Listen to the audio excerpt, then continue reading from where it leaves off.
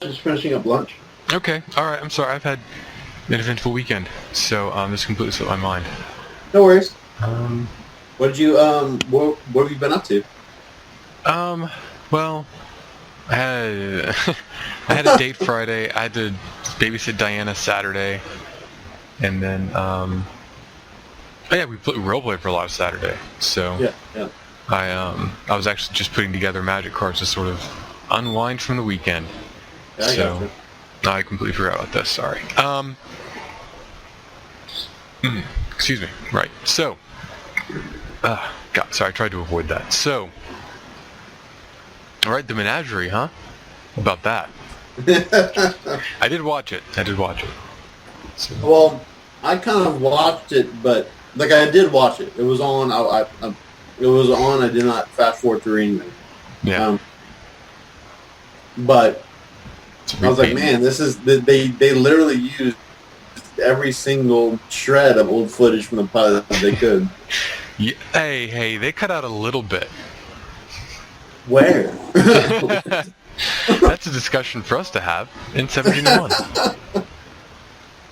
So let me get this thing queued up, muted, and then we do a 10-second space, right?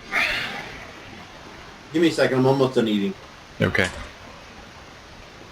I'll be honest, the only reason I remembered is because I have all the things that we're not supposed to do for each episode written down on a slip of paper. And I needed a piece of paper to mark where I was taking magic cards out of other magic cards, and I reached for that, and I'm like, wait. This means I should be doing something. I am very sorry about that. No, it's okay. I'm not sweating it. Well, I know also recently I've been more incommunicado than normal, so there's not a good combination. If I'm going to be incommunicado, I've got to be more responsible. So anyway, fair enough. How's your weekend been? All right. It's been well, with the exception of role playing, it's been pretty low key.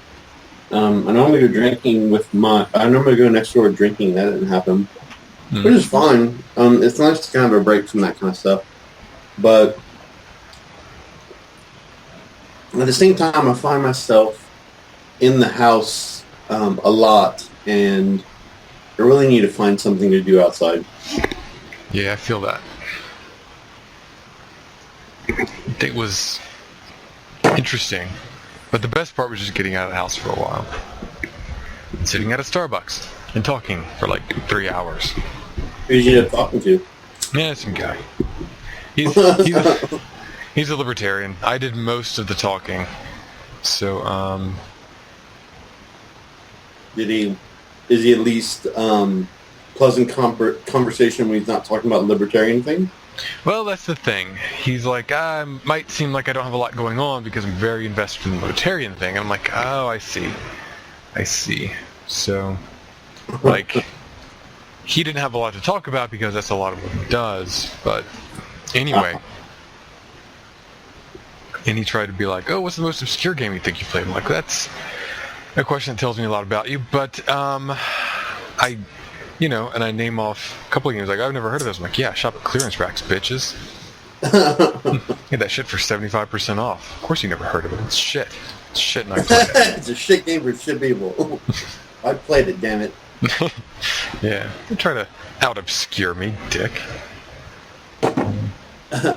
Must have. Oh, so it's kind of like a competition, like what's the most obscure game you played? Because I played some obscure games, kind of thing. The way he asked it came across that way. So, but yeah, it was pleasant, unobjectionable, inoffensive. So, I'm gonna see if I can schedule like a game night with him and his friends. And what? You exist in a world that's fascinating to me. I mean, don't get me wrong. I know. I've been in similar situations. There was a group of people that I was like meeting with on Meetup, and Holly and I would have conversations about whether or not I want to continue to do it and all this other kind of stuff. But at the same time, I wish more people had your ability to put like their own, like, at least attempt. Like, I'm not saying you're gonna have a good time, but I am saying that you're going to see about if I can put myself out there and see past some of the bullshit and make friends. Like, that's cool. Yeah. Yeah, I mean, that's kind of the point. I mean, not that I want to be friends with this guy, but like, he's not. I'm just curious. I'm curious about what's up with this strange individual, this self-deprecating homosexual libertarian. Like, how does this whole thing work? So, and then like the move after that is that I plan for us to actually discuss libertarian topics, which I'm like, 98.9% positive will be a great off-ramp. So, and I think I'll learn a lot. Would be a great what, friend? Off-ramp. Off-ramp. Where I can just be like, well, obviously this is a big deal, but leave. So. Yeah. Well, yeah. I mean, it depends on how. Like, I used to work with one, and we would go out to lunch. He'd come to lunch with us every now and again, and like, if you just kept him off the topic, it was fine. But then, when he got on topic, we're like, "Come on, man, that's goofy." Like, his pet peeve was, it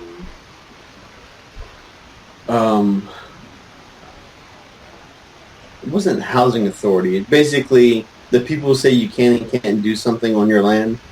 Oh, yeah. I don't know exactly what that's called, but and it wasn't like a homeowner association. It was just like the state saying, "Hey, look, you can't build a nuclear reactor on your premises or whatever." Yeah, it's fucking crazy that many white people get so twisted up about that shit, but then like black people get shut down. They're like, "Well, them's the breaks." Oh. Yeah. Fascinating. So your moral outrage is based on sheds and taxes. It's interesting. People dying, that happens. Hold on there. Yeah, I know, right? There's a there's an imager. There's an imager that I want to send to my next door neighbor, but I really don't know if I should. Yeah. It was like John Oliver,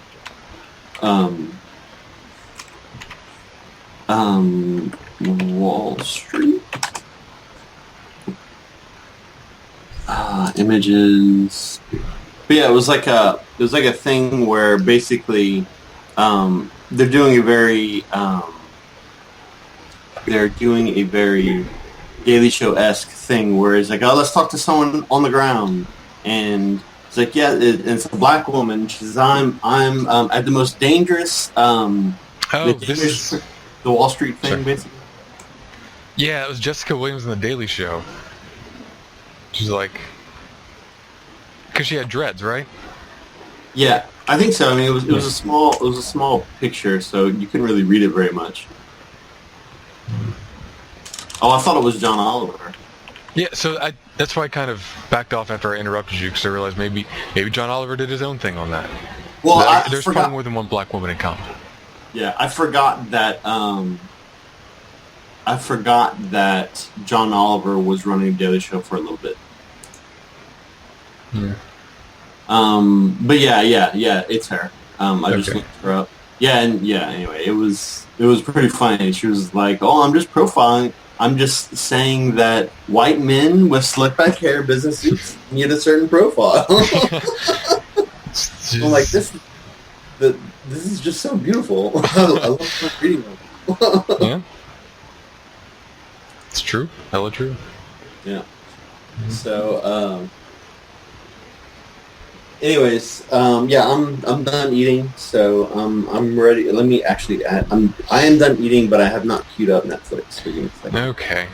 I don't know if this is. We're either going to have a lot to talk about, or we're not. I feel like we're going to have nothing to talk about, because I mean, a lot of this is just recycled footage. 80% of both of these are from the pilot. So. Yeah, it's true. It's true. Very true. No, I don't. I already saw Confessions of the King. Bring me to the list. I don't care about my next one. Alright, Menagerie Part 1. Although I do, it may give us more. May give us more opportunity to just kind of riff on things more than we kind of normally do, just because there's a lot of goofy stuff in this one. Yeah. So we're going to do Menagerie Part 1 and then Part 2 back to back? Yeah. So, you ready? Alright, I'm ready.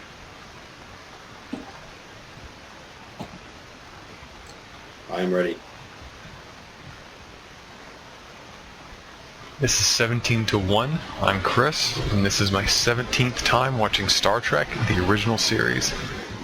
And I'm Derek, and this is my first time watching Star Trek, the original series. We're watching the entire series on Netflix, and today we're watching The Menagerie, Part 1 and 2, in a super double oversized episode. I can't wait. You ready? Yep. Alright, 3, 2, 1, engage. So Derek, there was almost apprehension in your voice watching this. So I make it a point. I only obviously watch it once, and then we talk about it. And I had no idea what the Menagerie could be at all, and I was interested. And then after a while, you quickly realize, oh, they're recycling the pilot, and not in just one episode, but 2 episodes. It's a lot of pilot. Yeah. So it's I didn't really get where they're going to go with it until the beginning of Part 2. Part 2, I knew precisely how Part 2 was going to play out and how it was going to end. I knew all of the strokes. The realization slowly dawns, cutting away the fog of thick denial. Like, yes. Wait, they can't just make a whole episode. Like a whole episode. Yeah. They did. Yeah, they totally did that. And, I know you mentioned it before that Star Trek has this, not a knowledge, but a certain reputation, that's what I want to say, of recycling everything that they can to kind of conserve budget concerns. And the willingness, whoever okayed this, was very budgetary conscious. Because we're talking about 2 whole episodes in an entire season to just be rehashes of the pilot. Yeah. But, yeah, it's 2 whole episodes. You've got the pilot in the can. You've got the pilot right there. And you've got 2 episodes you got to make. Yeah. Well, it's... I would definitely... I think this charge can definitely swinging door. So, sorry, we were lied to in court martial. Wow. We're told this the only one. Do we only get the privilege of sliding doors on the Enterprise? Have the bases not caught up with sliding door technology? No, they just went through one to get out of here. There was a nice lady in the other room that stood at attention as they left, which I'm sure is a great job for the Admiral's secretary. I love this. I love it. It's like, look at this scary latex on this man's face. Yeah, it's I love practical effects, but I don't know.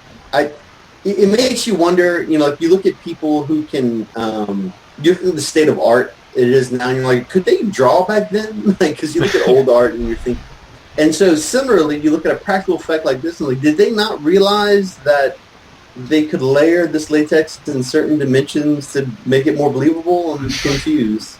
Hey, it's not like we'll ever see makeup on a character with a fatal wound that looks like it was drawn on by the guy at the state fair who puts Ninja Turtles on kids' cheeks. We will probably never see that in Star Trek again. True. They could have straight up gone to any state fair and said, hey man, how would you like to make a quick buck? Would I? Yeah. Well, I think this looks way better than that. Future effects, for some reason, will be impossibly worse. I like how Spock is hardcore emo in both these episodes. He is he's crushing so hard on Captain Pike. It's loyalty. We get to see this really great part of Spock. Yeah, and there's a funny issue. Like, I'll bring it up when it happens, but when they're talking about kind of Vulcans and incapabilities of lying, and all of these are really funny. Yeah. The difference between that's impossible, it's not in his character, versus no, that's not in his character, it's incredibly unlikely he would do that. Grow the fuck up, everyone who's sitting there. They're biological machines. They have no ability to even conceive of lying. It's like, I don't know. I think they still have politics and diplomats. I think they know what's lying. Yeah. The pretenses that surround the Vulcan race, I think, and it's going to hurt me to say that, Enterprise handled well. So, but I mean, isn't the essential notion is that they are a super evolved civilization that is better than humans in every way. And they can do magical space magic because they're better than humans, sort of thing. The deal is that the Vulcans are much stronger than humans. Like Kryptonians, they come from a heavy gravity world with thin oxygen and incredible heat. Yep. So Vulcans are a physically hardy race. Like elves, they're long-lived, they are wise, and they prize peace. But unlike either of those two, depending on your history, or maybe like both of them. Anyway, Vulcans used to be total asshats. Like, I believe one part of why their planet's so harsh is because they had massive wars, perhaps even nuclear wars. Uh-huh. So I want to say around 400 AD, Vulcan Jesus came around, Surak. And Surak is like, hey guys, you ever see that movie Equilibrium with Christian Bale? And Vulcans are like, it was okay. I mean, it's good choreography, mediocre story. And Surak is like, okay. But what if our civilization? And they're like, yeah. So Surak is like, what if we do peace and logic and we learn to love each other rather than murdering each other rigorously? And Vulcans are like, but we are really good at rigorously murdering each other. So I was like, okay. If you still want to rigorously murder each other and be paranoid asshats, get on the boat to Romulus and do that whole fucking thing. And then we're just going to be here and be cool. We're going to be like a whole civilization of Fonzies. We're going to be as cool as Fonzie? No, we're going to be cooler than Fonzie. So, Vulcans still have emotions, and they have simply learned to hide these emotions and sublimate them. And I think Enterprise was like, they made the Vulcans sort of villainish for the purposes of their story, and then towards the end they found like the true teachings of Surak and brought them back. So the Romulan socio-political layout had a reformation, basically. Okay. And so they started did the Vulcans have some sort of? I'm gonna talk over all this stuff because it's basically irrelevant. I can break these two. I can break up these two episodes in like 3 sentences. But did the Vulcans have? Isn't there some sort of thing about Spock's heritage? Like, is he related to Vulcan Jesus? He is not related to Vulcan Jesus, as far as I know. I mean, in that we're all genetically related to Genghis Khan or something. Yeah. Did Vulcan Jesus go on a raping spree? That's what Genghis Khan did. Well, it's sort of just travel plus time. And I'm sure Vulcan Jesus got around. So he is not constrained by your Puritan morality. So, and then there's the whole question of, which we can discuss. No, we'll discuss it later because there's a whole episode about the Vulcan sex. I knew there was reference in Star Trek Next Generation for Klingon sex because of our mutual friend. Did not know they ever got into Vulcan reproduction. I knew. Oh no! Wait, I take that back. I think I did hear something about they go back to their planet, much like sea turtles, once every 7 years to mate, and then that's it. That's pretty accurate. The sea turtle thing's pretty accurate. They swim upstream like salmon. You do.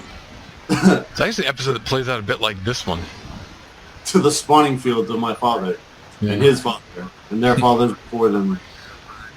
Yeah. It's very interesting how capable Spock is to just completely undermine an entire organization. Like he just did this. I don't know. I mean, you don't really get a sense of how much planning it went. Like, was this kind of like a hobby project he had the past year because he knew he would get this opportunity at some point in time, or did he just kind of come up with this, on the fly? I think we're supposed to believe he's just this capable, but remember, he doesn't get away with it. Well, he doesn't get away with it precisely because he doesn't allow himself to get away with it. He does the right thing, yeah. But Kirk and the Commodore catch him pretty quickly, and that's kind of how it is with civilization, right? Like the smaller your crime, the longer you can get away with it. This guy is relentless. It's just a shoving match. I'm like, Spock, just throw him across the room. You're that strong. Yeah. Well, no one's trying to hurt each other. Yeah. Why? Well, no, he gave it a few solid blows, but I love how they kind of remind you. Oh, by the way, they're hardier, so Spock can completely ignore straight punches to the jaw. And I love how these computer discs are really just recordings. They're just Betamax tapes, small Betamax tapes. Well, you're always complaining about how they carry them around, but they don't do anything. Well, I do. Yeah, I do like this. I like how he's manipulating. This is the Star Trek equivalent of the computer hacker furiously pounding on a keyboard. He's manipulating audio here to get what he wants, and it is pleasing to me. Yeah. And I don't know. It's funny to me when we get into the flashbacks, because if you look at his hair, for some reason the dome on Spock's head is more perfect than I've noticed. Yeah. And then when you look at the scenes from the pilot, it's kind of must. And Spock was wild back then. He mussed his hair. He allowed himself to smile. Crazy dog. He was a wild man. he was a wild half Vulcan, half human. He's just a teenage rebel, man. So I love this conversation. I love this conversation between McCoy and Kirk here because they're talking about Kirk's like, did Spock fuck with me? I by process of elimination, I keep coming back to Spock. So what's going on? And McCoy's like, well, Kirk says something to the effect of, McCoy, you're perfectly capable of doing it, but he isn't. And it's like, yeah, I wouldn't trust me either. And I'm like, that's correct, McCoy. I wouldn't trust at all. Well, it's good. We all agree on McCoy's character. He's a nice guy, but given half a chance, he would take over the Enterprise. I could go around half-cocked and do this kind of stuff, but not him. Yeah. When you describe it as half-cocked, you don't even have to agree ironically. McCoy seems perfectly capable of going off and doing things half-cocked. That's his approach to medicine. Basically. There's behavior, in psychology, there's behavioralism, there's psychiatry, and then there's just McCoyism, which is you kind of make general guesses, and if you can't do something, then it's just beyond modern medicine. I can see Dr. McCoy in medical school. Now, I didn't study for this, but I did have a mint julep while watching a YouTube video. Nurse, please open. It would embarrass him, heaven forbid. So I love how they're yelling at each other. You can have this conversation without yelling. I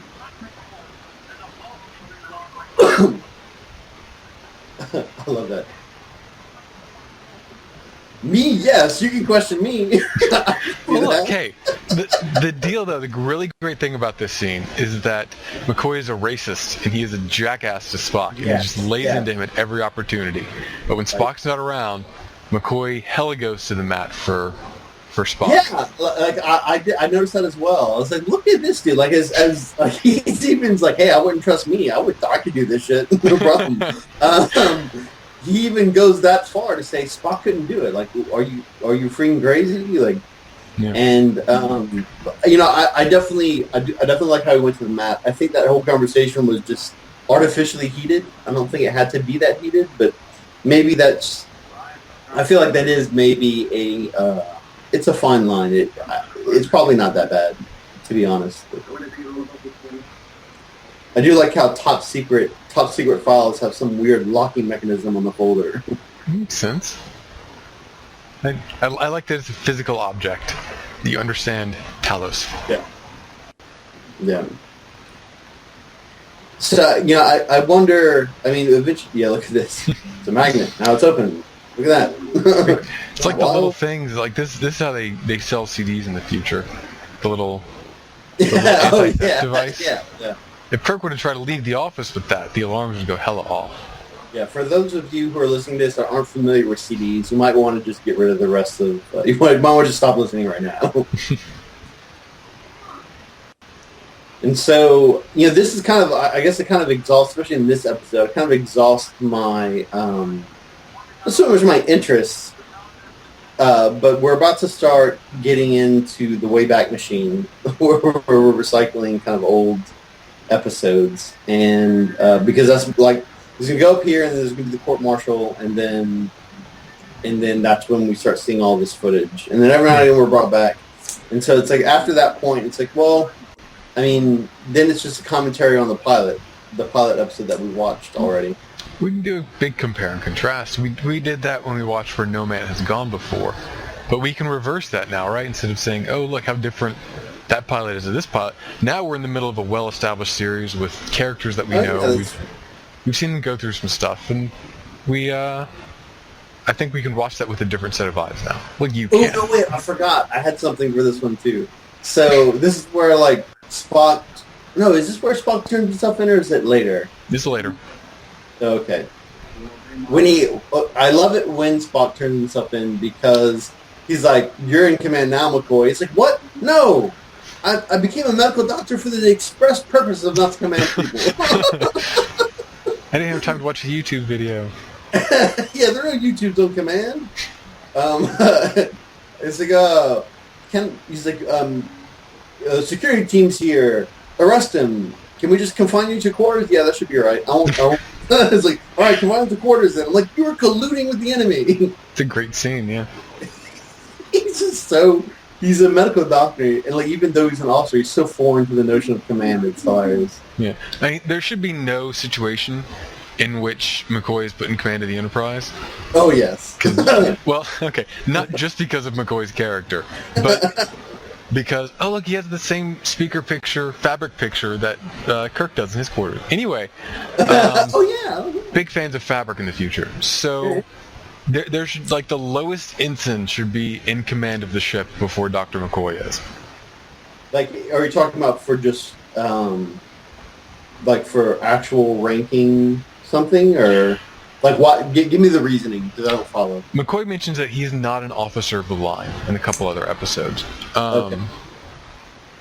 And in the actual Navy, if you're an officer of the line, that means you can command. If you're not an officer of the line, you are a dentist or a psychologist or a doctor, a different doctor. You basically have these skills, you're put in the Navy, you're given a rank just to sort of organize you, and you do your own thing. Yeah. So you're not supposed to command anything except for, a hospital or a dentist chair or whatever. Yeah. In your own little niche, you can command things, but that's it. Right, but you're more management in that case. You're not really command. Yeah. So... by that logic, there's no reason that McCoy should ever be in command of the Enterprise. Which, I mean, it makes sense. He's just so uncomfortable. It's hilarious. And I guess the writers were like, "Well, yeah, McCoy's an officer. Let's put him in charge." Yeah, I'm not debating that scene. I'm just saying technically it's. Yeah, I know what you're saying. I get that. I wonder. So this is where we have fake Jose or illusion Jose. And I love how nonchalantly, like, all right, well, we're going to drift here for 2 hours until we run out of oxygen. That was fun. I wonder if I should have called my wife and told her I was committing suicide. Because rank had this privileges. No. Yeah. I mean, I get Kirk. Kirk's like, it's a long shot gamble, but I'll take it. Yeah, that's kind of your style. We get it. But here's just like a friend of Kirk that he just gets roped into. Well, he's the Commodore for Starbase. He wants to come along. He wants to know what's happening.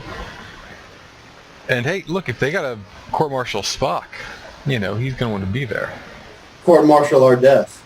Court-martial or death. Yeah, there's only one penalty. There's only one crime which earns the penalty of death in the future. And that crime depends heavily on the episode you're watching. Do they say that a lot? Like, do they say the only thing that levies death is X, and that X changes? They do it twice. I want to say in this episode, they're like, violating General Order number, 11? Blah, blah, blah. Yeah. That carries the death penalty. And then they have the Prime Directive. They're like, if you violate the Prime Directive, that could result in death. That is our highest law. Which, what I'm told, is violated consistently. It does get violated. Next Generation's a lot better about saying, look, here's the Prime Directive. Let's really look at the Prime Directive. Who benefits? What is this philosophy? Oh, so like kind of like the spirit of the law versus the letter of the law kind of thing? Oh, yeah. Okay. And that's, rank has privileges. I can die whatever I want. You're my real dad. But there are plenty of episodes talking about the Prime Directive. Kirk and Picard both break it. And it is up to the viewer to decide whether it's justified or not. Picard does it to save Wesley, so probably not. Interesting. No. I like... so, I'm assuming Talos 4, this whole directive came when Pike came back and said, hey, look, nobody can go back there, and I can't really give you reasons why. Like, yep. And the entirety of Starfleet was like, okay, that's fair enough. Captain Pike's kind of legit, so we don't need to know his reasons. Well, and because we have nothing better to talk about, that's what I based our Star Trek campaign on. That there are a lot of planets, and Starfleet captains go, yeah, we should probably not go back to this place. This is not a good place for us to hang out. And it explains all the planets they visit once with, like, mind-breaking technology, and you never see again. Yeah, I mean, that seems weird, especially when, I don't know, an episode or two back, he had to put off delivering medicine because he had to record dead on a nebula, but you couldn't record, hey, Talos 4, don't go here because X. It seems like at the very least you would have to establish a reason. Well, it's entirely possible the reason is recorded somewhere, but that simply Commodore... I forget the Commodore's name here. But... Oh, see, look, Lieutenant Hanson's in command. Alright. Okay. Well, he's operational command. Senior officer present. Okay. So wait, so Hanson's in charge of operating things, but McCoy's going to be in charge of legal proceedings? Question mark. Well, he's the senior officer present. So does that jive with the Navy or not really? I don't know. I've never seen an officer themselves for reference. Yeah.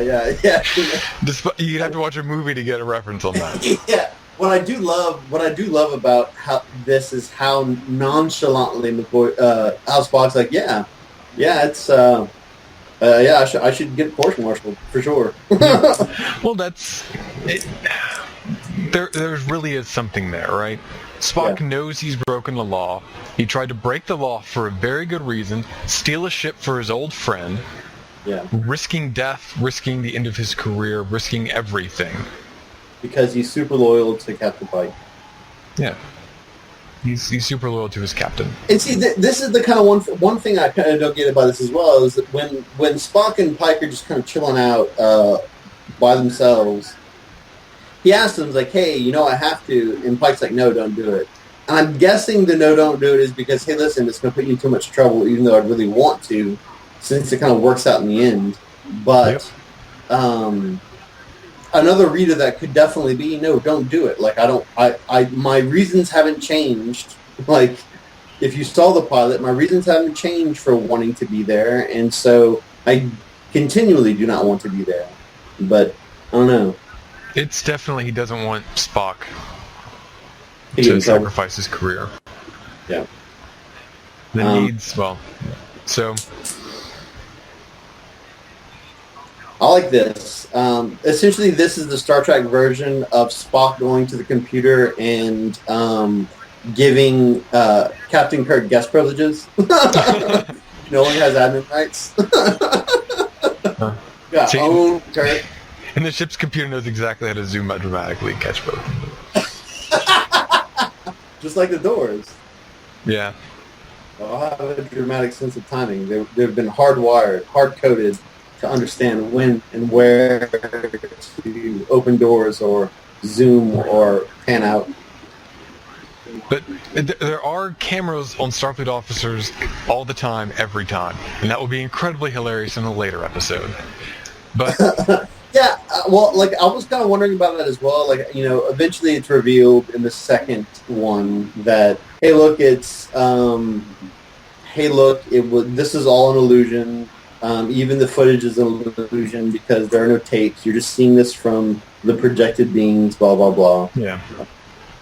And That's a good output. I like this. I waive counsel. I raised rights, and I request an immediate court-martial. It's like, what? He's like, why can't I have a court-martial? I asked for one. I love this. I love, like, they're both trying to, like, he's trying to undermine Spock's ability to essentially commit, like, political or career suicide. Yeah. And Spock says, nope, I got a higher cause in my own career here, even my own life. Yeah. I mean, it is admirable. It is admirable for a person to have such conviction in their own beliefs, regardless of the environment in which they're stated. Because it's very easy to say, oh yeah, it's easy to believe something when everyone else agrees with you, but then when you have to put something you cherish on the line, you know, where does your conviction stand? And I mean, Spock's infallible. He has infallible conviction. If he thinks he's right, he'll kill himself and everyone around him. Yeah, that's an absolute. That is a perfect description. Oh wow, we have. Well, my first watching of this, I didn't notice that Scotty and McCoy are here too. I just kept focusing on, first of all, I kept focusing on the Class A's, and secondly, just the center of the screen. Yeah. It's a good scene. It's a good shot. It's visually balanced, I guess. Yeah, I mean, the one thing I don't like about this is that shot is supposed to establish, hey, look, Spock is around his peers being judged, but they don't really ever reestablish that, so it's easy to forget them all. You know what I mean? Like here, they're kind of doing it, but then beyond that, it's just the Commodore, Spock, and Kirk show. In the future, Toasters will have a projector app. 13 years ago. This is obviously a remastered shot. I imagine they started here in the real season, because I couldn't imagine how you could do that with practical effects. Oh yeah. Well, no, they did a cutaway of they just cut a circle in the saucer and then showed the footage, and they zoomed in on it until the cutaway frame of the Enterprise was gone, and it was just the shot.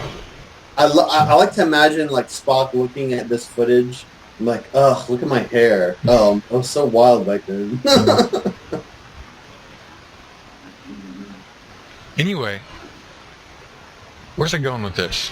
Right, yeah. So Spock turns himself in because he might as well have turned himself in to their giant brig with the glass wall, because it's basically what he's doing now. He's like, I've been captured by the good guys. It's only time for me to monologue about my plan as it goes exactly according to plan.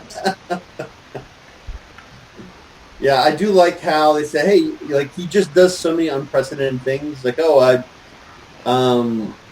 I can do this because of these reasons, or it's better to show you, so we're gonna wait.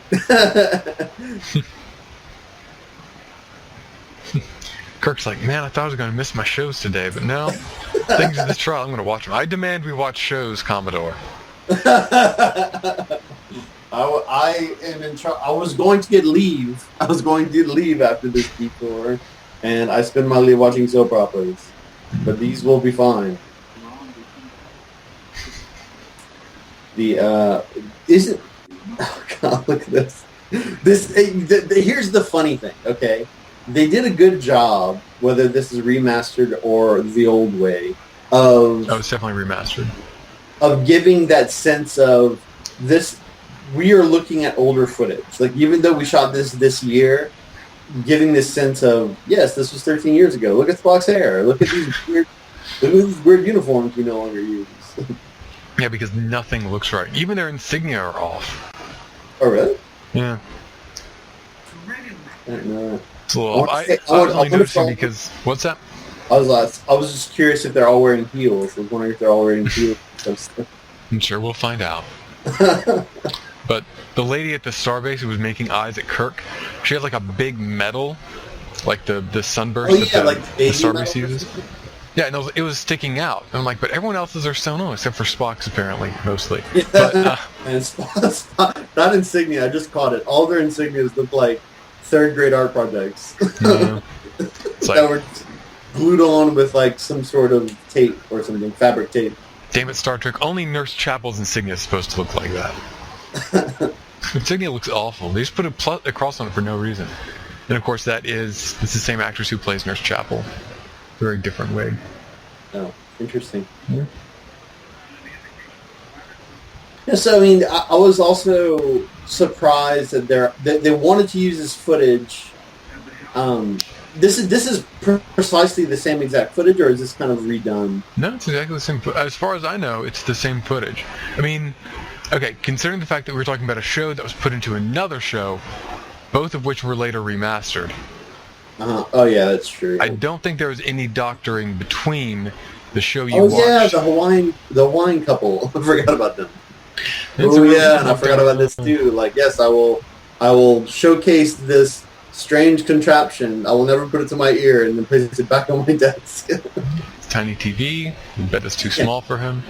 Yeah. Oh, he's in his teenager like my day so rough pose. Mm-hmm. Doctor administers martinis for reason that is yet to be determined. It's medicinal. They're mad manning. I'm pretty sure he graduated from the McCoy School of Doctoring. He seems older than McCoy. McCoy may have graduated from this guy school of... Yeah, maybe so. It's one of the few windows we ever see in the original series. So... It is interesting how, since this is the pilot, like they jump right into, I have trouble with command, I have trouble deciding who lives, who dies, who goes on away missions, which I'm thinking it's not that hard. If they're wearing red shirts, you put them on away missions. Derek, it was way harder back in this day. In this day, there were no red shirts. Yeah. I know that's the trope, but yeah, it seems as if we have yet to actually establish that wearing a red shirt increases your mortality rate. No, not yet. We will. Oh, so it does happen. Yeah, Star Trek in the first season is a little rough. Not rough in a bad way. It's exceptional. Yeah. But later on, you kind of get into like a rhythm. Things get into a well-worn groove. And part of that groove is red shirts die to underlie the danger that we're experiencing. So it happens with a series. I know Garfield's the most egregious example, where you used to have John and John's roommate, who actually, I want to say his name was Lyle, and he owned Odie. Okay, I didn't know that. Yeah. And I want to say there were other cats. I mean, there was Nermal, of course. I want to say there was another cat. And there was like a whole world, but over time it's just been stripped away of all this excess stuff, so it's sort of just Garfield killing spiders. Yeah, I've always enjoyed the Garfield comics where they just take Garfield out. Like someone on the internet has basically repurposed all of the Garfield comics, and it's just John talking to himself, and it's eerily, like, you could really think that this is someone's life. Garfield minus Garfield. It's classic. Yeah. And I think even that bit I was talking about how the cast has been reduced over time, Right. that comes from Short Packed. Dave Willis is Short Packed. So, and it happens with series that run long enough. Things, the edges get worn off, much to its detriment, and that's something we can talk about. Well, that is interesting, but it seems like the current trend is less to have all of your edges worn off, but just to increase vertices. You have your, a lot of sitcoms now have like your A team, your B team. If a series runs long enough, then your B team become like star players, and you have a C team. And you just keep kind of going in that extrapolation. Your A team eventually becomes the ones that you see less and less of. I don't watch enough sitcoms to really say. I know Community's cast has shifted up over the years, simply because it's impossible to keep Community on the air. I'm thinking of Scrubs particularly. I'm trying to think of there was another one that I saw that did this. Bones did this as well. Although you still see a lot of the two main characters, but you see a lot more of the supporting characters. It's good. It's good. More series should do that. I agree. But I would protest Scrubs because I know it was about John Dory until the very end. Yeah, I didn't watch the very, very end. I just remember that when they become doctors, they have their own interns, and those interns get their own shows, and those interns are actually like the C cast because you still have the janitor and all the other B cast members from the beginning of the show, et cetera, et cetera. I watched it through about season 6. And I consider everything after season 6 to be the zombie episodes. Where the entire show is just Oh, come on, there's a whole scene where JD leaves the hospital, and then Dr. Cox is like, hey, he was actually the best doctor I ever met. And I'm like, based on what, Dr. Cox? The fact you haven't had alcohol in a week, apparently? Get a drink. Get a drink, sir. Get back into you're not you when you're sober. You're not you. It's like Bender, not you when you're sober. But, yeah. So, Snickers whiskey. Sorry. No, I mean, like, I'm just trying. I guess I was trying to turn this back to Star Trek, but there really isn't anything interesting here. We're just having kind of a contrived argument that Kirk's going to win, only to bring us back to more, footage. Old footage, which is just pilot footage. Should we keep watching the footage? Yes, you're going to keep watching the footage, guys. Yeah. Until these play out. You guys are all acting the hell out of this. Like, you guys slept through better episodes than this.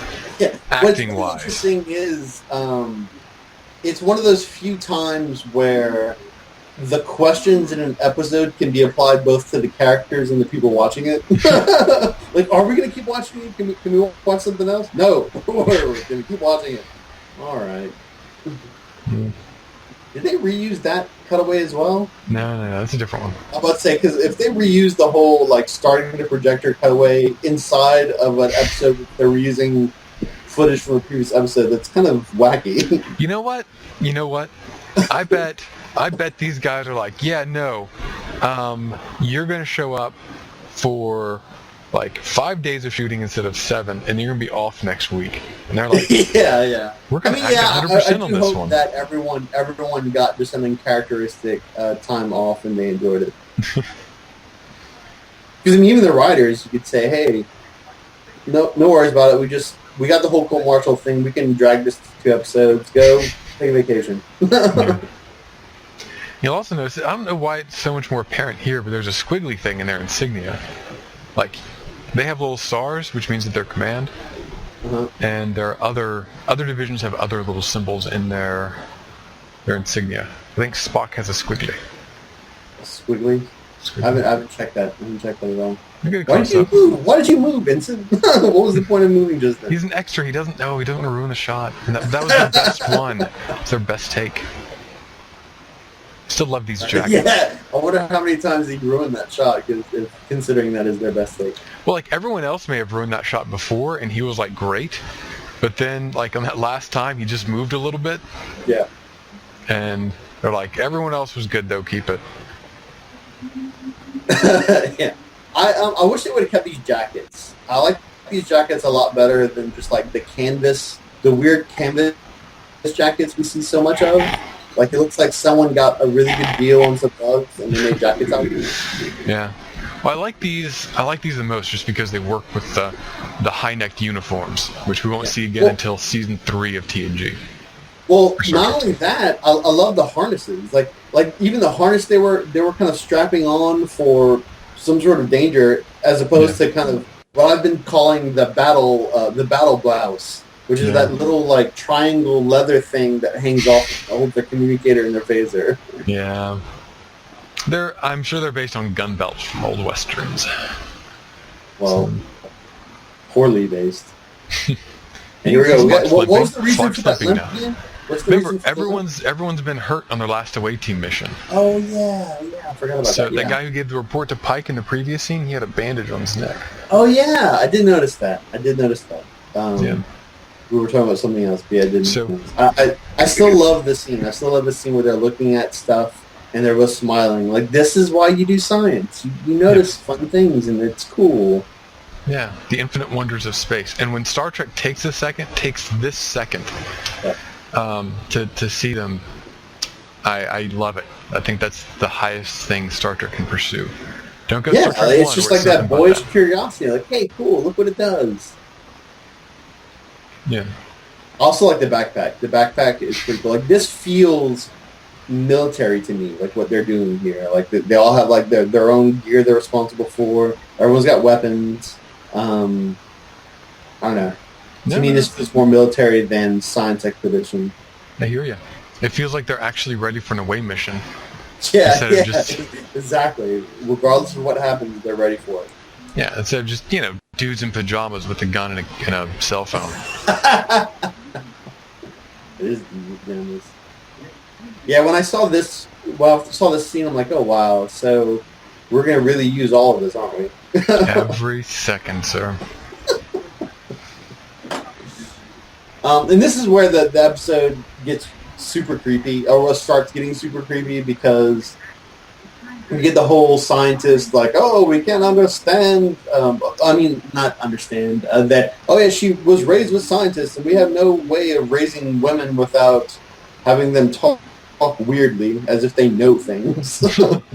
Yeah, so many questions. And then the dubious morality of these superior beings. They're like, oh, you can have this right thinking or this wrong thinking, and the wrong thinking is punished. To their credit, they're transmitting everything unabashed. They aren't editing anything to make themselves look like less of dicks. That is a good point. I did not think about this. So, they are not censoring themselves at all, and they could have. I mean, we know that their conscience is what's making them become uncensored, and by conscious I mean like the budgetary constraints of the studio. Yeah. But that is a good point. I like the bling. I didn't notice the bling he had before. He's got like just this medallion. It makes you wonder, like, okay, so you're a super evolved race. You don't really spend a lot of time in reality. You just kind of eat the dreams of others. What's the point of jewelry? Like, what does that medallion give you? Like, what happens? Is it like an insignia? Like, what's the deal? It could be an heirloom, and it could be a she or they. Yeah, a she and it, a non-specific other gender. True. It's like, oh, we don't have a gender binary, we have a gender quaternary. It's quite radical, actually. Forgive her choice of words. I know she speaks like a man, but she's quite a woman. Can't even. Oh, it's so dumb. It's so dumb. Ugh. But it does have the excuse of being the Telosians' version of what they think that people are thinking. Yeah. I guess the sort of dumb lie a I stupid don't think human would come up with. I don't think anyone really jumped down that line of thought. I think yeah, of course women wouldn't say that. But it's a good point. I love how here they are having to kind of dress themselves whatever they can salvage. And they're like, but they're able to give her like this dress. Like, she can't wear pants, firstly, even though everyone's wearing pants. And secondly, the dress that she has shows off her legs. Like, really, you want to make her a dress that shows off her legs to all these old pervy guys? That's what the humans on the planet expected. Yeah, that's true. Maybe it's It's just a lure designed by the Telosians. Yeah. So I couldn't remember the name. The Telosians. This could have been an interesting episode. When you get into kind of like these mind traps. I love the dust here. The dust is pretty good. Reminds me of both Willy Wonka and the Wizard of Oz. Oh, I was going to go with Crazy Orange Knockout Gas. Oh, from the Venture Brothers? Family Guy. Oh, Crazy Purple Knockout Gas. Uh-huh. I'm sure the Venture Brothers has it too, though. Yeah, I thought the Venture Brothers did it, but I can't remember. I thought it was pretty clever how they use illusions to their advantage. Towards the end, which is in the second episode. I guess our commentary is going to have two parts. There you go. But what I think is interesting is that they only project the image of it being invulnerable. It's actually been destroyed. So at a certain point, they're actually shooting a ray like into the air. Essentially, they're shooting through this hole, but while they're thinking they're not making any kind of penetration, which is pretty clever when you think about it. Yeah. Although the Telosians probably assumed they would stop after a certain point in time. It's like, wow, these humans are really aggressive. Super aggressive, you guys. Commence with a nuclear bombardment. Okay, alright, gig's up. Okay, you guys won. Have your captain back. yeah, we're going to burn this planet to ash. Like, did you mention something about, like, being able to take out a whole continent, don't they? Yeah. Like, that's pretty... It's a weird thing to say in such a context. Well, it's an indication of scale and power. Well, yeah, but at the same time, like, your captain that you're trying to save is on that continent. Like, you can't... He's like, oh, well, we need to break him out of this bunker. Quick, to the missiles. He would die to avoid capture. Yeah, I guess so. No, it is a little funny. But starships have incredible amounts of power. It sort of change as the episode needs it to change. Yeah. And you'll see them obviously mention that a little later on. Yeah, I do wish that they would have kind of drawn the rules at the beginning, say this is what starships can and can't do, and then written any episodes around those rules and kept them consistent. But I mean, that's. I don't know. I think those constraints would have bred more creativity, but maybe not. That sounds an awful lot like canon, partner. You're not caught into that too well around here. We don't take time to your parts around here. I think you better just mosey on wherever you came from. I understand. When a show makes rules, it's important that it stands by those rules. It's one of the things I like least about Doctor Who, is that they're like, we're going to make up a rule. We can't do that. Oh, by the way, we're going to solve this problem by doing the thing we said we couldn't do. Yeah. Because if you higgity-flark the bark, then you're fine. Yeah, no joke. So, I mean, there's the restrictions do breed creativity. You can say, hey, look, I can't do this because these are the rules I've established. And it makes things feel real. And you're like, if only I could.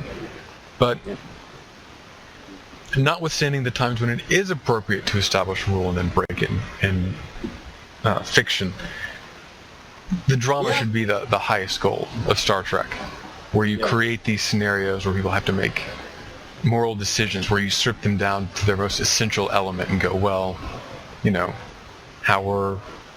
what is the real issue at hand here, and how do you react to it?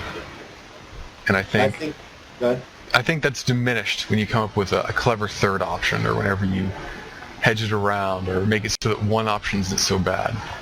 Yeah. To be concluded next week, Kirk is all alone. We've managed to ramble. And Crush is going to get court-martialed. All right, so I'm just going to let Netflix play, and we should remain in sync. Yeah. I think it sounds good. Good. Well, we're not going to have an introduction for the next one. Then does that matter? We're just going to roll straight on through. All right, good deal. Kirk is pretty sad. Yeah, he was walking around aimlessly and distraught. Yeah, and it's a good thing that shows that. Well, I don't know. Like he, I get that he's aimless. And yeah, I guess so. It seems kind of, hey, listen, Shatner, can you walk around and be emotional for about, I don't know, 15 to 20 seconds? Can I? It's hard to believe the events of the past 24 hours. This is aggressively parodied in Futurama. Oh, is it? Oh, yeah. There's an entire episode where it starts out with a trial. And William Shatner goes, I can't believe the events that we've just witnessed. And then it does a flashback, because they all have to testify before Zap Brannigan in Captain Pike's chair. Oh, what? they like relay their little story in Morse code with a little foot pedal. I'm going to have to watch this again.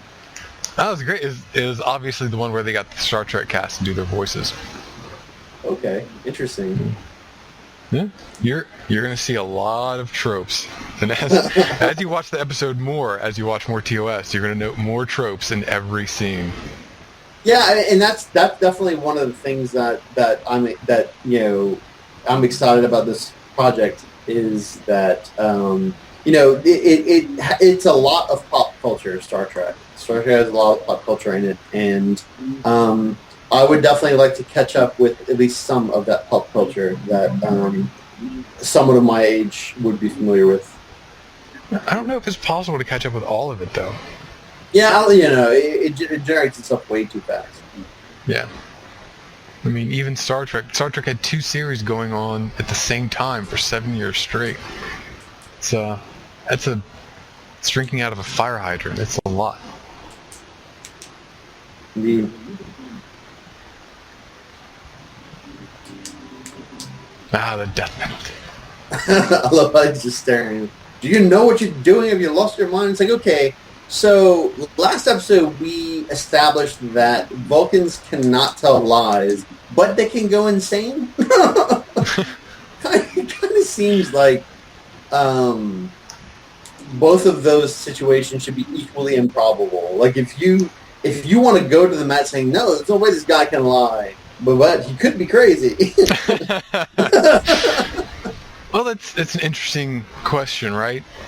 If are criminals by their nature insane because they perform criminal acts? Yeah, and I mean when you get right down to that, you wonder about just society, the rules of society, and how arbitrary they are. Like, if you only have to look to another society in another country to realize that different rules can be applied and have different consequences.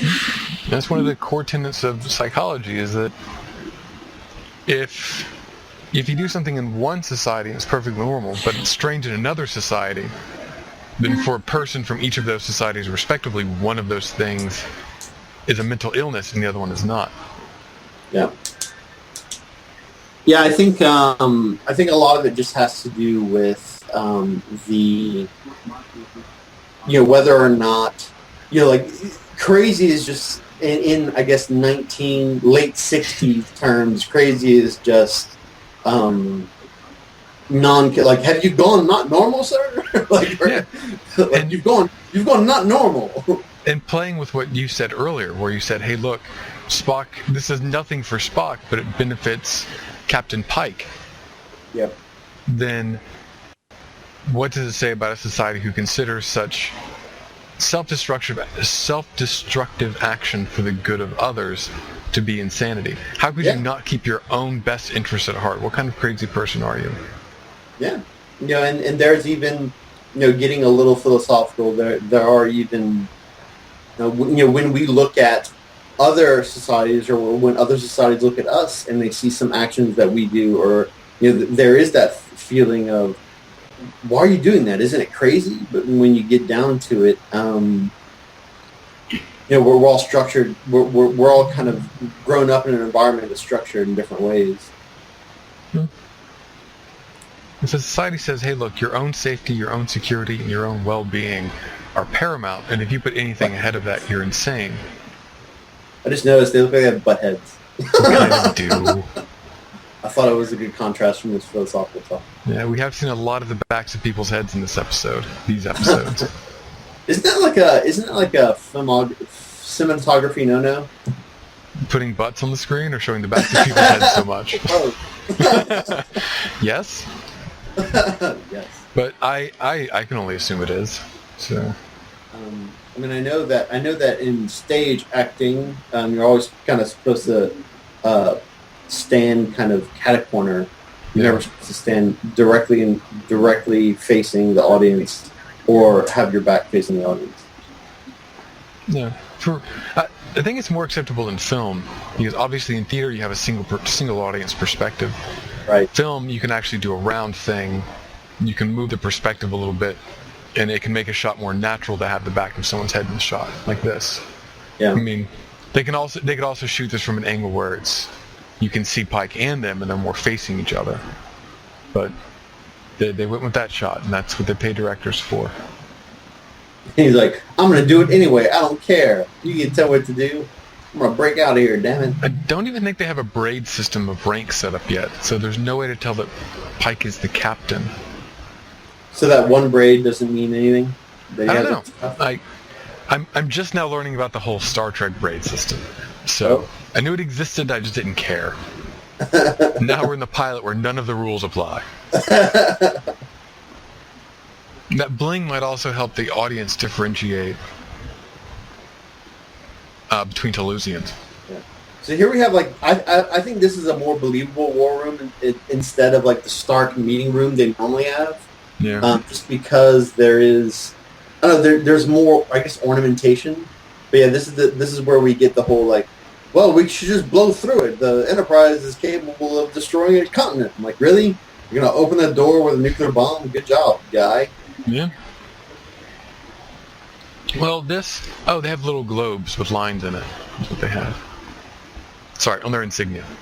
Yeah, I'm trying to look at this guy's insignia, but apparently his uniform doesn't fit very well. Yeah. It's got all these wrinkles. Sweet velour. Yeah. Oh yeah, look, he's got a swirly. Looks like Spock's got like some sort of like circle and a circle thing. Yeah. It's just like a globe also, with the dimensions outlined, but yeah. Yeah, and then also the Doctor has a globe with dimensions outlined as well. And they all have a single braid. She's got a starburst, looks like. Yeah, because she is command. Yeah, okay. I think the squiggly is engineering, and the little circle is sciences. Which means no. Ooh, that was a bad pan. That was a really bad pan. A little bit. Not even a little bit. That was a lot of it. Yeah, so I don't know. This is just weird, you know. And you're like, oh wow. Like if you've seen the pilot and you're looking at this again, you're like, oh okay. So yeah, I get they reshot a whole bunch of stuff in the first episode, but now we're gonna get some new footage in the part 2, right? Nope. You're watching this episode all over again. Yep. Although it's very meta because you're showing that the beings were monitoring the dreams they were implanting in Spock enough to be able to broadcast it to other people's minds. Which is just kind of wacky. Yeah. This is Rigel 7. I just got out of here and had moral quandaries about things that I did. Yeah. They, sorry.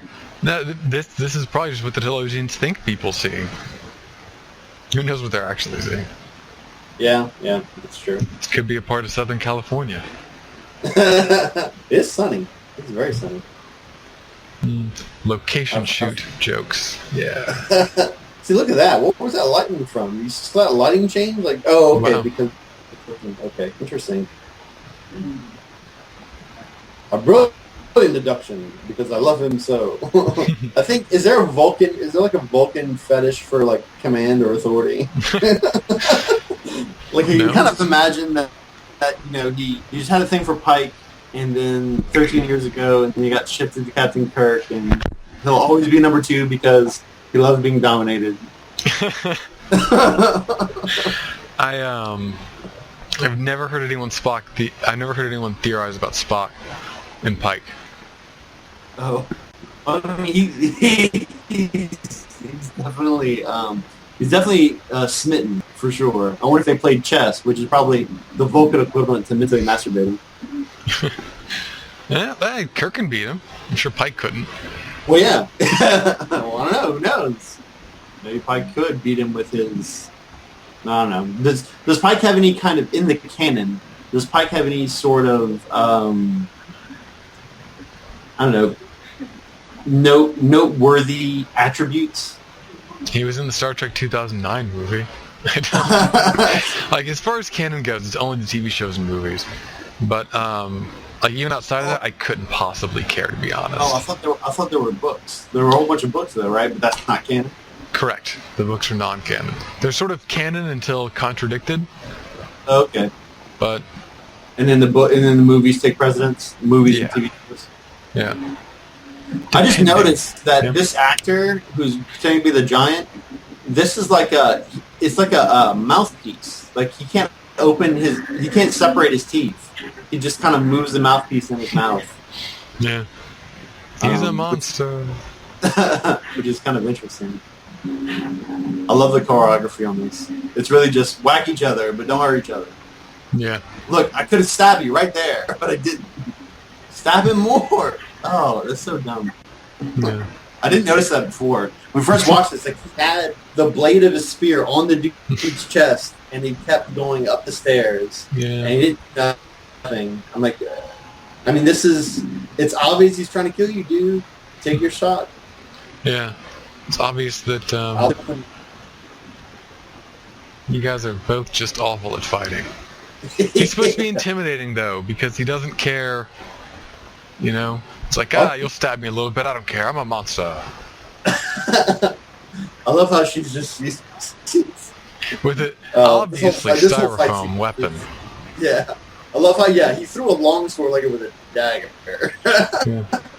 That I would attribute to skill.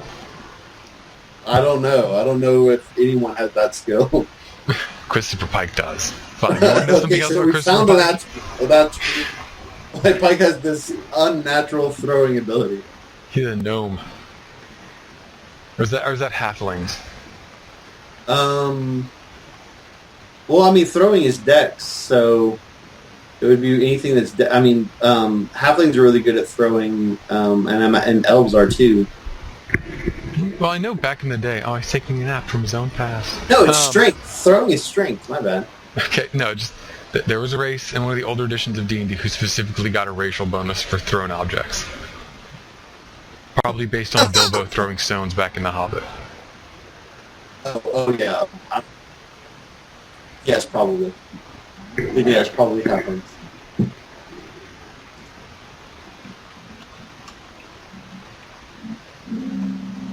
This Illusion's taking commercial breaks. Balls. Yeah, I mean, this is definitely getting... we're getting to the point where... you've already kind of done, the reconvening of the court martial.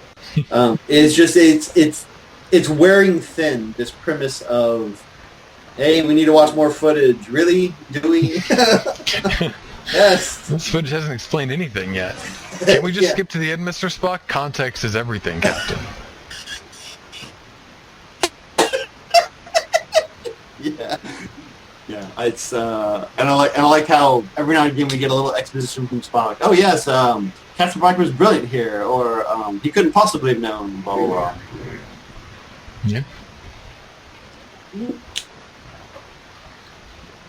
So this is where we get in this. This is where the pilot gets interesting. Is when we're kind of talking about perception, like ideals and perception, and.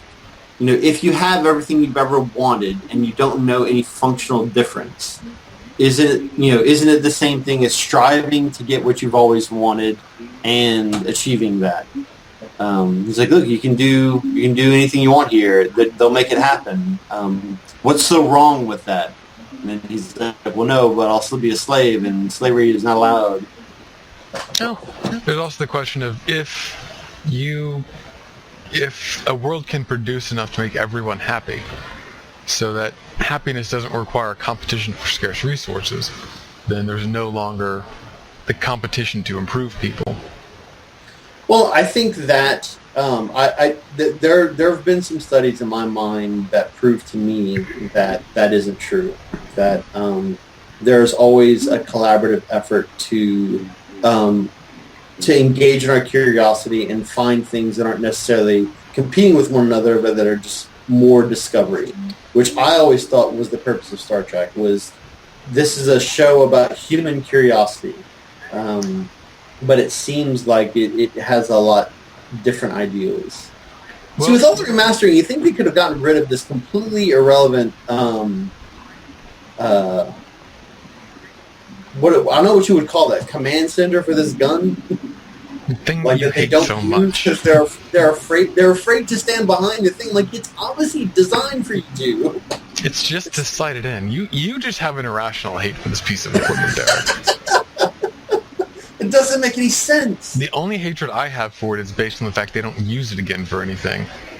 I love how they just basically hooked up a hose from this machine to like the whatever reactors on the Enterprise, and just like you can imagine like some ensign on the command chair turning the key. All right, give it more gas. Yeah. But like I said before, I do like how they've in a sense destroyed this door and they're shooting into space, but they can't perceive that. Yeah. I like these goggles though. These goggles are sufficiently futuristic. Yeah, especially considering that they wear goggles in later episodes, which are awful. Oh, really? These are like top-notch goggles. What happened to the goggles? Yeah, I think maybe someone who no longer works for Star Trek worked on the pilot and knew a guy who knew a guy. Yeah. I mean, obviously they kept it. I mean, if they're willing to reuse all of this footage, I can't imagine they'd be unwilling to reuse props. Right, and they have reused props. These old phasers get used in a lot of other episodes. But Communicators. Well, I mean, the communicators are the same, but, right? I know the communicator that Pike used initially was a little different, but obviously some parts of them got reused. Yeah. Maybe that's what happened. Maybe all of the goggles got cannibalized to make some other prop. Could not imagine what. Yeah. So we're about to get to a scene that really bothers me. I don't know if when we watched this originally I mentioned this, but it still bothers me that 3 more women get teleported up, and her immediate concern is, no, I'm the best pick. You need to love me, not them. And it's like, yes, a woman can only care about, getting off progeny, even though there is kind of this meta story about, well, no, we're coercing her to care, and I don't know, it's still, I just don't like it. It bothers me. Well, she's grown up, isolated from humans for almost her entire life. Well, alright, actually she was probably in her 20s, but for a very long time she's been isolated from other people. And Captain Pike is the only guy she's met. And he seems like a pretty cool guy, actually. Yeah. So, suddenly the Telosians who are like, yeah, we're going to use you to make a whole race of humans. They're like, yeah, maybe you're not okay for that. Maybe you're just useless like you've been for the past 20 years. Right. Past 12 years. That was 18. They say like 18 years out? Or? Yeah.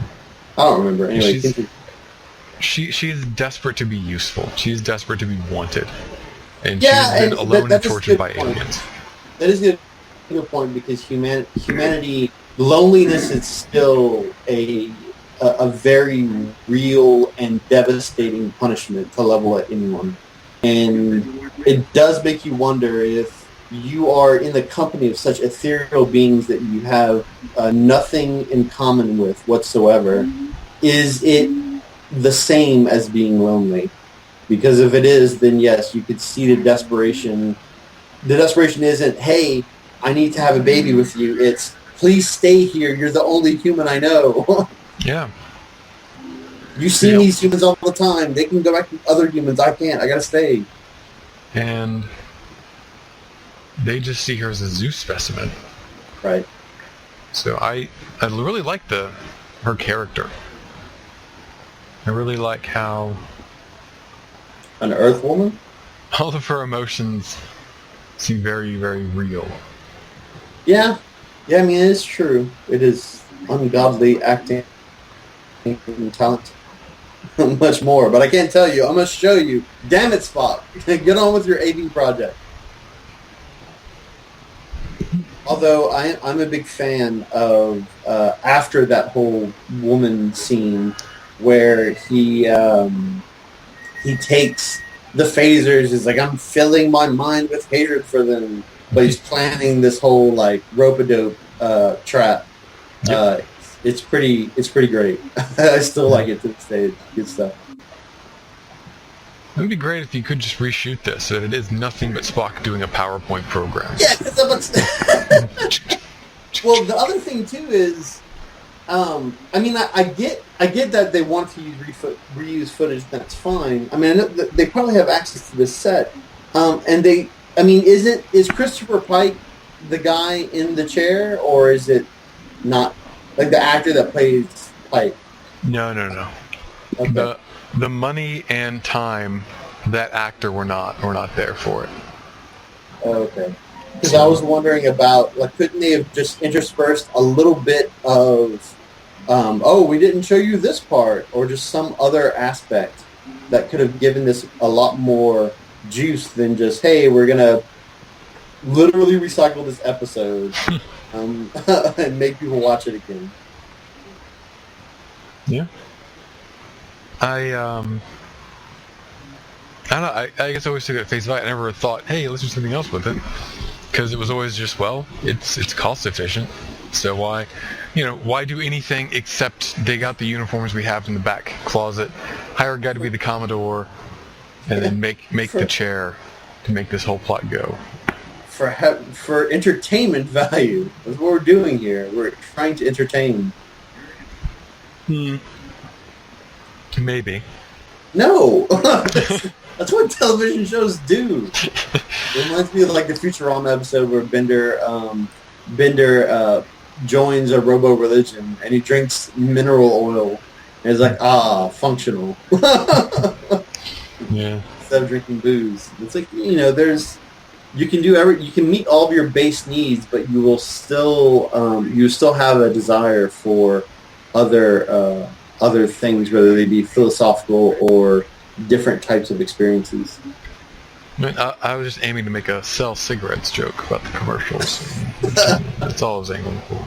Oh, okay. Although, again, I'm pretty sure I mentioned it before, but Star Trek didn't have cigarette commercials. Yeah, that's something. That is something. Cost them a lot of money. Yeah, it's a really good point. We watched a documentary about showrunners on Netflix, which is pretty good. Mm-hmm. And they were talking about how they spend maybe about $1 to $2 million a week on an episode. And it's like, well, geez, like that's a lot of money. Yeah. Even $30.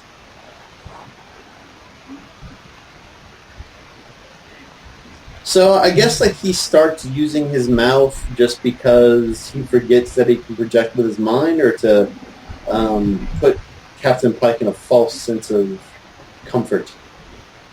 No, when it does things with its mind, I think that's different. When it says things with its own voice, it carries a different weight. Yeah, I guess so. That it might be akin to kind of the whole Afghani insult of like throwing a shoe, since you couldn't be bothered to find a rock in Afghan where there are lots of rocks. Interesting. Yeah, that's why that picture of George Bush dodging from a shoe, it stems from an Afghan insult of, I'd rather throw a shoe at you than a rock, or I couldn't be bothered to look for a rock, is essentially the insult. I thought that was an Iraqi journalist. Yeah, well. It might have been Iraqi. I know it was Middle East, and I'm bad at geography. Fair enough. So,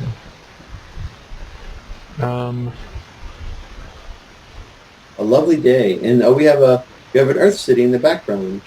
You're home. Can you please just forget that you're trying to escape this prison? I mean, you're home. I think it might be New Mexico. Let me check on that. I think it's Las Vegas, because I don't think Las Vegas was important enough back then. Oh, is this where they're shooting in Las Vegas? No. That is the city featured in the matte painting. No, there's like all these kind of futuristic stuff. That can be Las Vegas, huh? Well, There's like these little globe things. Las Vegas isn't destroyed in the Third World War or the eugenics wars. It's still around. It just looks like it's in the future now because it's in the future now. Okay. Oh, so you're saying that this is Las, like the home behind him is future Las Vegas on Earth? I think it's Las Vegas. I'm just blanking out on it right now. Fair enough. Tricking and punishing, and they won. They own me. Yep, that sucks. And so it kind of makes me wonder. And this is the one thing they edited. The one thing they edited out of all this footage is at the very end when they're like, "All right, Pike can come with us." We're like, "Okay, we'll let Pike go with you." And then Kirk's looking at Pike walking down with this girl. When it's like, no, actually, what happened was Pike left, and Pike walking down with this girl is a complete fictitious illusion that they've created for this girl. Correct. And so it makes you wonder if there ever comes to a point where it's okay, here's what's going to happen, Pike. We're going to put you here. We're going to take care of all your needs, and we're just going to one day we're going to switch you out with her illusion, and she won't know the difference. But because he's the actual Pike and not a facsimile, if she'll ever figure that out and then have like some sort of mental break. I don't know. It was a good way to edit it up and chop it up so it fits better with the story they're telling here. Because the original pilot wasn't actually shown on television, I think, until 87 or something. So this episode? Yeah, it was all... this episode, but it wasn't shown as its own standalone episode until much, much later. Wow, this whole scene... They're just bootleg copies. But at the very least, it's portrayed as a creepy scene as well. Yeah. Nice place you have here, Mr. Pike. Fascinating that... I love all the vices around here. Yeah. This place is also vaguely Middle Eastern. Yeah. Vina. Oh, is she actually the command, the black-haired command lady? No, that's Vina that they've been talking about for a while. They just painted her green. Oh yeah. Now, I believe they did do a test on Majel Barrett, on who plays number 1. That was just a test. Oh. Okay. Yes, these are the most important reaction shots of the episode. Yeah. Now we're back. We're back to watching this other... Some good back of the head acting Hernandez. I'm sorry, Commodore Menendez. My bad. I think his first name is Jose. I think his name is Jose Menendez. It is. And so apparently, like, we have Pike, who's just in this weird garb. We have his, I don't know, I guess the merchant that sells him things on this planet. And then we have some guy from the Federation. Some weird, like, because he's wearing, like, a uniform, right? Yeah, that is like a Starfleet regulation smoking jacket. I have no idea what the hell he's wearing. I never even thought about that. Yeah. So you have, like, some really shady things happening and some guy from Starfleet. Yeah. How'd you get rich, Mr. Pike? I want to do the thing you did. Yeah. And we can't tell what his rank is. But that's a very interesting jacket. Yeah. Does that ever show up, or? No. I have no idea what that jacket is. Yeah. This has always been a weird scene for me, just because I think it goes too far in, like, him trying to puzzle things out. Like, I think when he's looking down the corridor and he has that kind of notion that something's off, they should have just, transitioned to kind of this part where she shows up and says, "Hey," like I don't know, not minute, but like 45 seconds or so of just weird looking around just seems like a stretch to me. Meh. At first, I thought they kind of took the green out of his face, but no, I see it here. Probably wasn't as pronounced. Yeah, with whatever kind of because they obviously did something to when we're watching the actual episode and when the actual episode is being displayed on like the way back machine in the court martial. Yeah. We'll only take your women. You can keep everyone else. Ernie was a good actor, but I forgot. Not always. I forgot Spock said that. The women. Like A, you're emotional, so that's interesting. B, you just say the women. I know you have to do what the director says, and the director's like, "We just need you to be really surprised and say the women." And he was like, "Really? The Right, women." The women. I love this. I'm adjusting you now, Ensign. Just deal with it. Yeah. Oh, never mind. The phasers. Yep. I like this. It's just it's so good because you don't get this level of trap setting. Like it's what I like is that this is trap setting and they don't explain it. It only comes later, and I think that is good. And I think the only reason why I find it good is that the many years I've watched TV, that happens rarely. Yeah, they give you the credit for puzzling it out instead of just saying, "Oh, it's just a thing that happens." Because heaven knows, more than half the times that I've seen this episode, I thought to myself, "Oh, this just happens now." And there's only whenever I look at it a little more closely that I was like, "Oh, Pike is weaving a web of primitive human brain and emotions." Now the predator has become the prey. Yeah. The jailer is the jailee. You get there. And there isn't much done for these characters, but they're still strong characters. You still get where they're coming from. And the thing is... I love the... I'm sorry, good. No, I was going to ramble for a bit. Oh. I was just saying I love the black-haired lady. I forgot her name already. Chambers? I don't know if she has a name. I think she's just called Number One. Yeah. Well, I love Number One. Number One just seems like I would have loved to see that character get more characterization. Yeah, and that's the thing is that if you put one token character in your movie or video game or whatever, then a lot of her characterization is about being a female.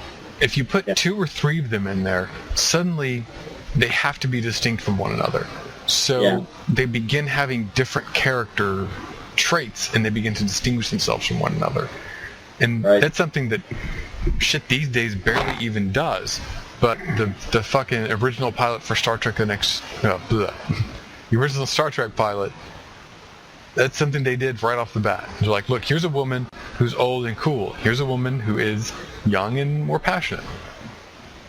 Yep. And that's that. And they feel like very different people. Yeah, and then you have this kind of otherworldly woman, this woman that has been around American society, and I keep wondering how much thought they put into her character, because I feel like we're giving the writers a lot of credit that they maybe don't deserve. Well, the writer for this is Gene Roddenberry. Well, then I feel like we're giving Gene Roddenberry we may be giving him more credit than he deserves for this episode, but I'm not certain of that. Well, that's fair. I don't think we're. I think we're giving him. I think I'm giving him credit where it's due. I think Gene Roddenberry is a smart guy who puts things together really well. He has flaws as a writer, certainly. The dude likes sex. He writes a pretty cold story in general. The 2 stories that are most his are this one and Star Trek: The Motion Picture. Both of which are relatively cool, relatively cerebral affairs that don't really have the emotional hooks that Star Trek has. That Star Trek I love how he holds on. I love how he holds on to the neck because he's not trusting his mind at this point. Yeah. So good. Damn my feeble body. You try one more illusion. How you ask me to try more illusion is an illusion. Damn you!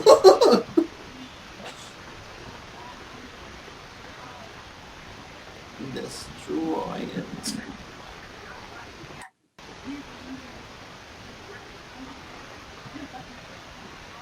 Any button he takes.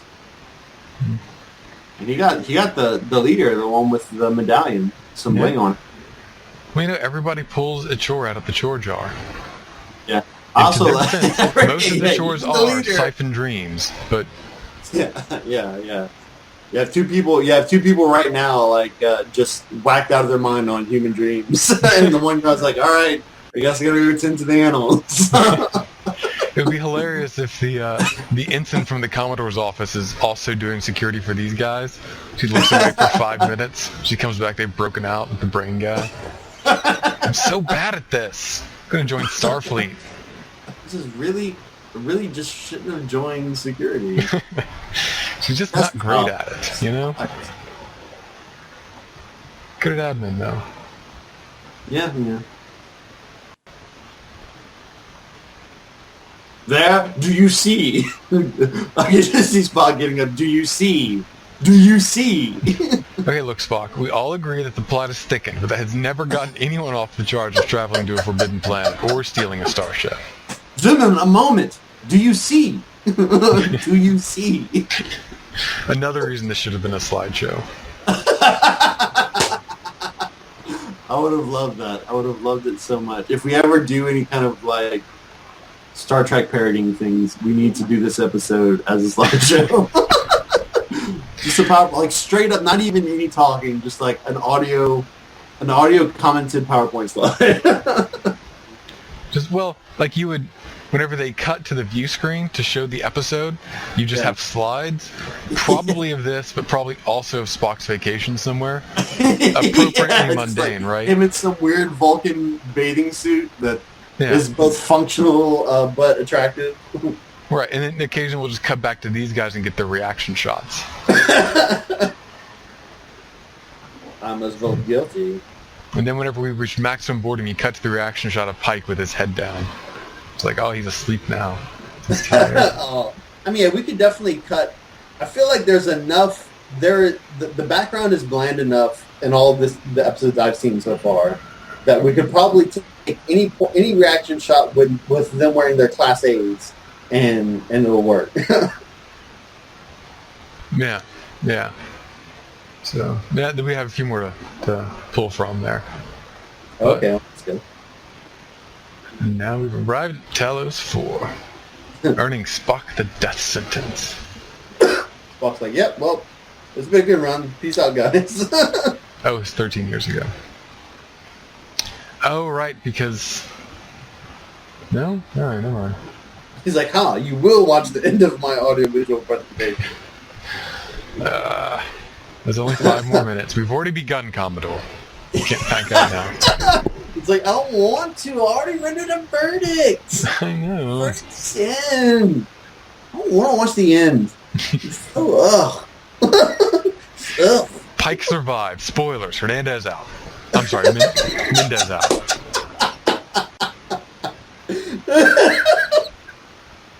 Yes. We just railroads him. Shut this off, Spike. Spike. Shut this off, Spike. We obviously know that he survives. Yeah. Carefully guided lives. We're burgeoning on eugenics. Well, actually, we're circling the concept of eugenics without explicitly stating eugenics. Don't worry, they'll get there. Star Trek Let's talk about eugenics. Which, I guess, so what? When does World War II end? Is it like the 40s? 45. So this is roughly about 20 years later. Yeah. So it is somewhat... I guess it could be considered controversial if you talk about eugenics, because eugenics were supposed to be a big Nazi thing. Yeah, they were a big Nazi thing.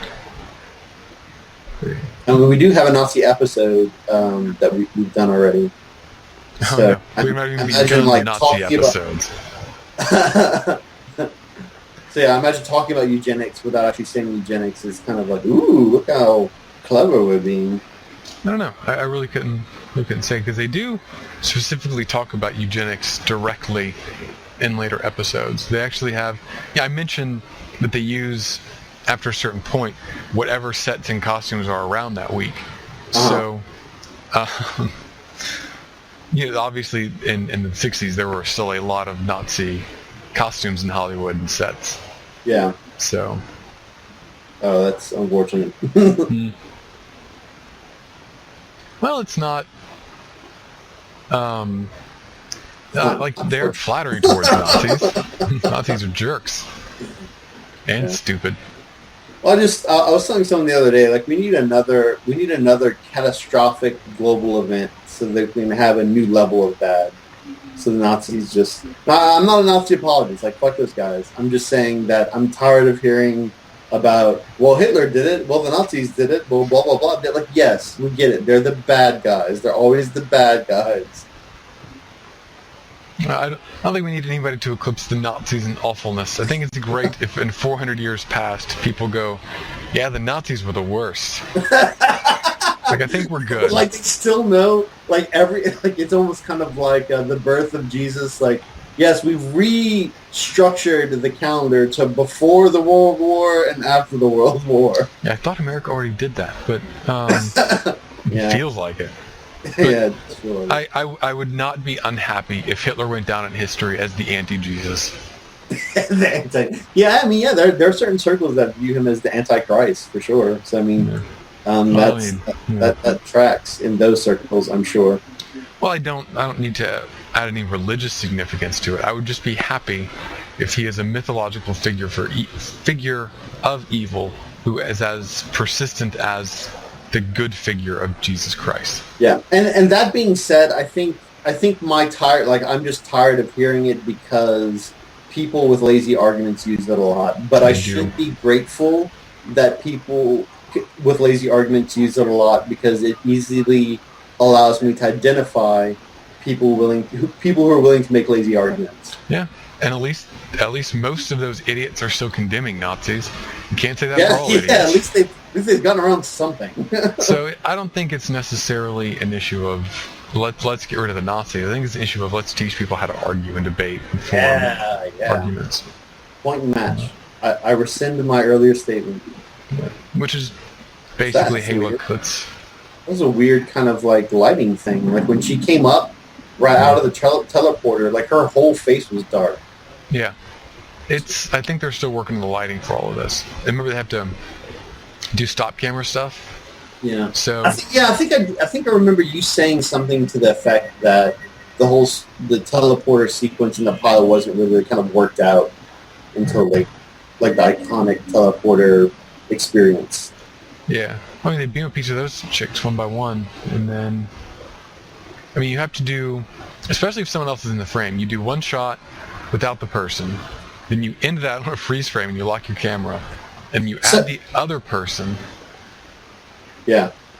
Good. And then you pick up the shot where they come off, and then you still have to put in the transporter version of them, like in the special effects shot, with a filter over it to make it look like they're glowy. I love how her skin is just like mangled and scar-ridden, but her hair, immaculate. I've said it before, and I'm really going to say it again. The Telosians have no concept of bilateral symmetry. Like, that was just too much. Like, maybe she should be mostly the same on one side. Then what about the heart, Bob? You can't explain the heart. Who is to say she shouldn't have a shoulder that's 5 feet wide and one that's 6 inches wide? Oh, so like the idea is that this is what she really looks like, but they actually don't know what she really looks like, so they're like only taking away some stuff. Well, no, the deal is they found her wrecked, and they saved her life with surgery. They grew up around them. Yeah, but apparently just realizing that she's supposed to be bilaterally symmetrical was too much for them to figure out. They couldn't make one side look like the other. There's like a huge scar across her face. That's normal for humans, probably. Oh, I see. So like while they were healing her, I was like, oh yeah, her having this big hump on her left side, that's probably normal. We don't have to fix that. Yeah, no big deal. I read The Hunchback of Notre Dame. I scanned it from her mind. So I should have just said I read Victor Hugo. That would have been a way classier reference. But Victor Hugo. I think you wrote The Hunchback of Notre Dame. Yeah, that would have been kind of good. Come on, tier. I didn't know if he got a tier or not. No, he doesn't get a tier. Oh man. I was hoping he'd just have that one like that Indian Indian looking at garbage Mother Earth tier. It was like, oh, a saddened part of my past. Or the iconic tier, right? No, it's not so great. Completely physically scarred man acting. Yeah. He's got the whole keeping his mouth open down pat though. Yeah. I'm just saying, Hawking was in an episode of TNG, and he had way better acting than that. Oh, that is pleasant to hear, and also doesn't surprise me. Mm. So that's another thing that's kind of cool, is that when you have a race of people who do not use their mouths to talk, you can make them say whatever you want. Yeah, you can. It's just It's a great ploy, though, right? That Kirk would be completely consumed with... finding the justice, like the pursuit of justice. Yeah, and that would keep him from trying to override Spock's command of the ship. Yeah. Like, the entire court-martial is deployed to keep Kirk occupied. Which is so sweet. We got you. I really do love you, Captain. It also means Spock respects Kirk's ability to undermine everything he put together. Well, I mean, they play chess consistently, and it's like, I should win, and this dude beats me, so I can't take him for granted. That is an interesting point. If Spock learns Kirk's style of beating him in chess and uses that to tie him up in this episode. Yeah, man. Totally. I think that's exactly what happened. I mean, I still say, and I will probably continue to say it, that Spock is just running a long con. He's studying humans. Like, that's his actual internal goal for being on the Enterprise. Yeah, you can't study without a little bit of experimentation. Right. And I think, it began as an assignment, but it turned out to be a mission of love. Mm-hmm. Convenient for Spock.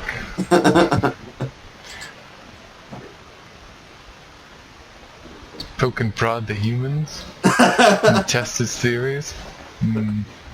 We'll see. We'll see who comes out on top, logic or emotions. I already did, Captain. What? Somehow this still ran short. And, how? How in the world did this run short? Well, like he's saying, like they're wrapping up a lot of stuff that's going to happen here in this bit here. Yeah. So instead of going down there and showing things and...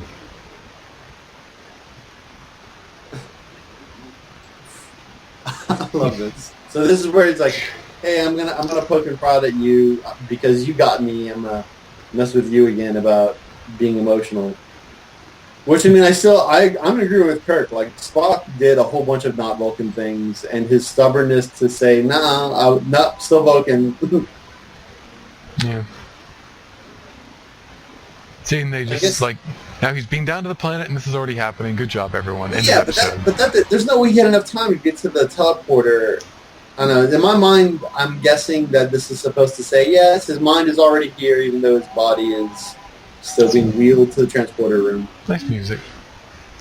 But, yeah, I mean, it's, again, the episode ran short, so they couldn't throw any more scenes in there.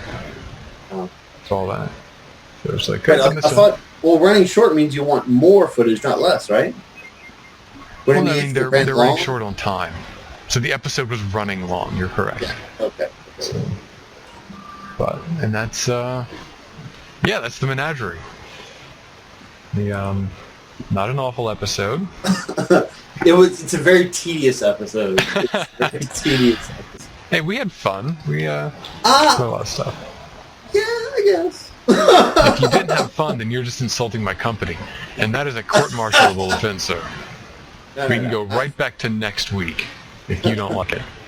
Go right back. And watch Menagerie again and again until we have fun.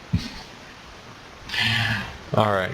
But that is it for the Menagerie. And and I'm just gonna edit this part out so I can go get the schedule. So we got a whole block filled up till shore leave. We're almost done with the season. I'm kind of excited about that. Yeah, this was definitely, those 2 episodes were a labor of love for sure. Maybe not of love, just sufferance. But yeah, they were just a labor. They were just a labor. So all right, let me do this right quick, and we're gonna do Remember Rand after that. So yeah, next time is gonna be shore leave. Just an episode, and until then, remember Rand. I feel like you didn't say remember Rand. I did say it. You did? Yeah. Right. I think we were in sync. Wow, that's scary. I Yeah, really can't hear other people talk but when I'm talking. what you did mess up on is you said we're going to watch Shore Leave, an episode. You just said it's an episode. Oh, I think we might have just had like a cutting out. I just had an audio issue there. Okay. Then So- you want to try again? Yeah. Okay. So next week we're going to be watching Shore Leaves, and until then, remember Rand. Okay. Weird. No. The man on that stage, Mr. Nevin, he's Kodos. So, yeah. I'm going to go into Shore Leave. I'm going to try to do a little more research for that one. Because again, there's not a lot of background information to give the Menagerie that I didn't give during Yeah. the other ones. There's so much you could give. Yeah. I really wanted to cut their budget. So, yeah, no, we got them lined up pretty well, though, don't we? Yeah. Looks good. End of May. All good episodes. From here to there. Not great. The alternative factor is not great. I'm not going to say good and bad episodes, but anyway. Yeah. Netflix immediately asked me to stop watching episodes. So, what are you up to today? Ugh. I'm going to finish this magic thing, and then need to get a blog together for Monday. I need to go shopping for food. I like to work out. I need to do some taxes, finish a video I've been putting off for too long, do laundry for work tomorrow, clean my room. And then that's about So it. you have a list, a to-do list. I always have a list, and I usually ignore it, but yeah. What you gonna do? What are you going to do? All right, fair enough. How about you? What are you up to? I bought Transistor on Steam, and I'm probably gonna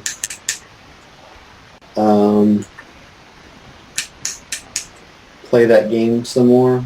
I might need to force myself to walk out of the house or something. Nah, it's probably good. I probably need to do that. Well, it's just I mean I like working downtown because I'm forced to walk places. Okay. I've been taken to walk in I park on the 3rd floor, and I try to take the stairs at every opportunity. Yeah. Well, then I'm alone really because I don't want to force people to wait for me or whatever. But yeah, I still need to kind of spend more time.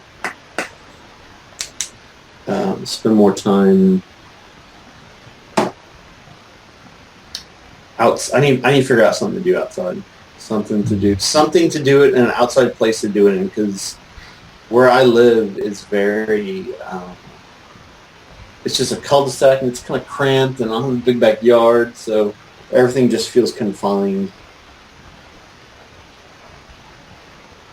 Yeah, I can see that. We live in a tiny neighborhood. Yeah. It sucks. Yeah, I don't want to just keep bitching, but yeah. I probably might go walk around the cul-de-sac or something. Yeah.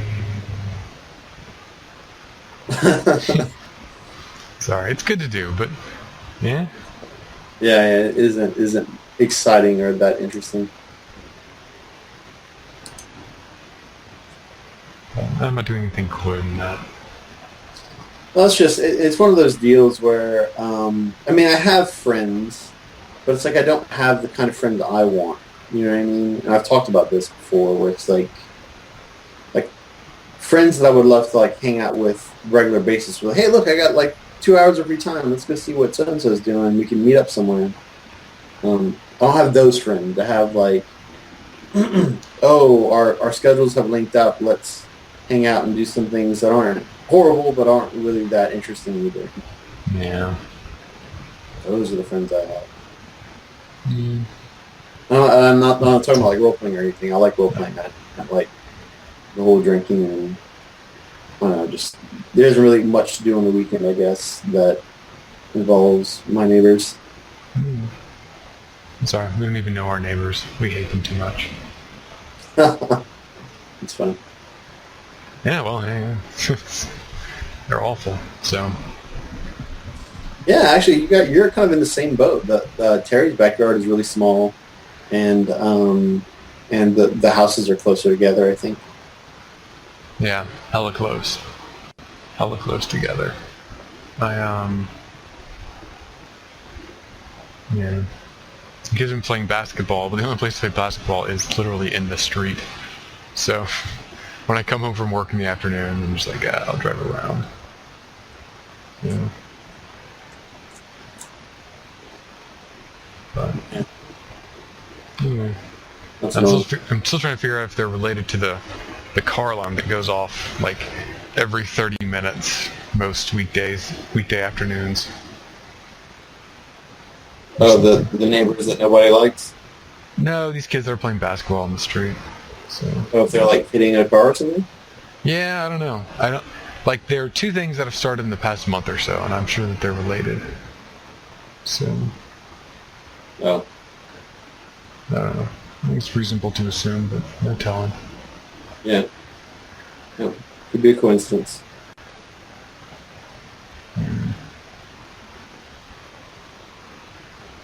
But, all right, well, I guess I'll let you get to it, and then if you get some free time, whatever, let me know. All right, will do. Later, man. Later.